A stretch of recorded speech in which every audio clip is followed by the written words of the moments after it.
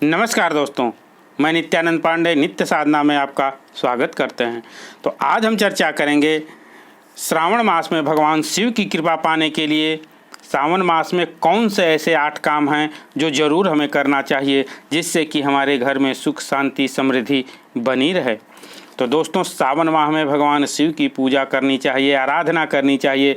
भगवान शिव को गंगा जल से अभिषेक करना चाहिए, पंचामृत से अभिषेक करना चाहिए, बिल्वपत्र अर्पित करना चाहिए। भगवान शिव की कृपा आप पर सदैव बनी रहेगी और आपकी हर प्रकार की मनोकामना जरूर पूर्ण होगी।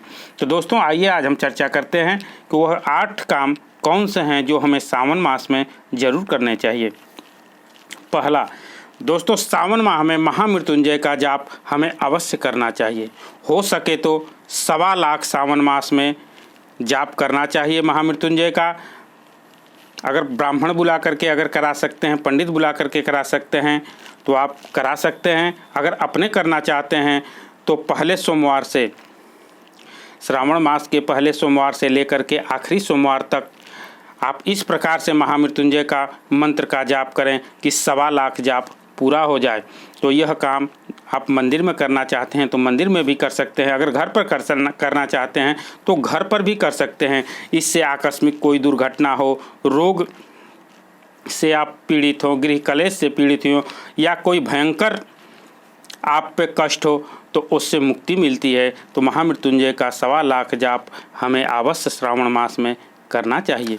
दूसरी चीज़ दोस्तों, सावन मास में सोमवार का व्रत जरूर करना चाहिए। सावन माह आप जानते भी होंगे भगवान शिव के पूरे परिवार को समर्पित है, इसलिए हमें श्रावण मास में सोमवार का व्रत करना चाहिए।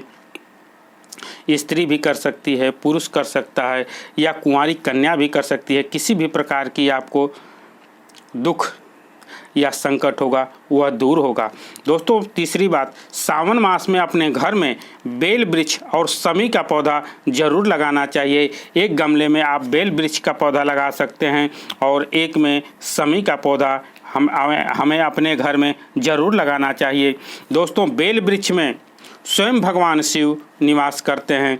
बेल वृक्ष का मात्र दर्शन करने से ही पाप का नाश होता है। अगर हम बेल वृक्ष का सींचन करते हैं तो इससे पितृ से की शांति होती है। तो दोस्तों, बेल का वृक्ष हमें श्रावण मास में जरूर लगाना चाहिए। समी का वृक्ष भी जरूर लगाना चाहिए, इससे शनि ग्रह से शांति मिलती है। तो अपने घर में एक गमले में बेल का वृक्ष और एक गमले में समी का वृक्ष जरूर लगावें।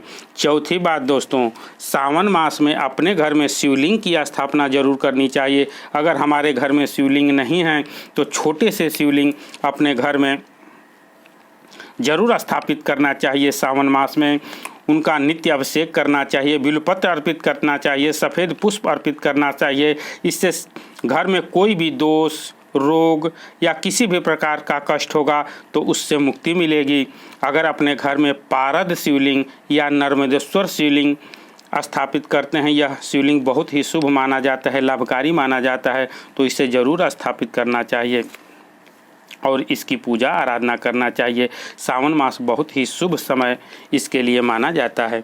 5वीं बात, अपने घर में पार्थिव शिवलिंग की अगर पूजा करते हैं तो यह बहुत ही शुभ और लाभकारी होता है। पार्थिव शिवलिंग का साधक स्वयं निर्माण करता है और पूजा अर्चना करता है। रुद्राभिषेक करना चाहिए। दोस्तों, अगर पार्थिव शिवलिंग की आप पूजा करते हैं, पुराणों में शास्त्रों में भी बताया गया है कि पार्थिव शिवलिंग की अगर पूजा करते हैं तो यह बहुत ही लाभकारी और कष्ट को दूर करने वाला होता है। तो पार्थिव शिवलिंग की पूजा सावन मास में ज़रूर करें। दोस्तों, 6ठी बात, मंगला गौरी व्रत आपको ज़रूर करना चाहिए। हमारी माताएं और बहनों को मंगला गौरी का व्रत श्रावण मास में जरूर करना चाहिए। सुहागिन महिलाएं अपने पति की लंबी आयु और घर के सुख शांति के लिए करती हैं, तो इस व्रत को आप सावन मास में जरूर करें। कुंवारी कन्या भी इस व्रत को कर सकती हैं, विवाह नहीं हो रहा है कर सकती हैं, या सुहागिन महिलाएं हैं जो जिनकी पुत्र की प्राप्ति चाहिए वो भी इनको कर सकती हैं। तो मंगला गौरी व्रत की आपको व्रत जरूर करें। 7वीं बात दोस्तों, सावन माह में शिवरात्रि के दिन भगवान शिव की पूजा आराधना हमें ज़रूर करनी चाहिए।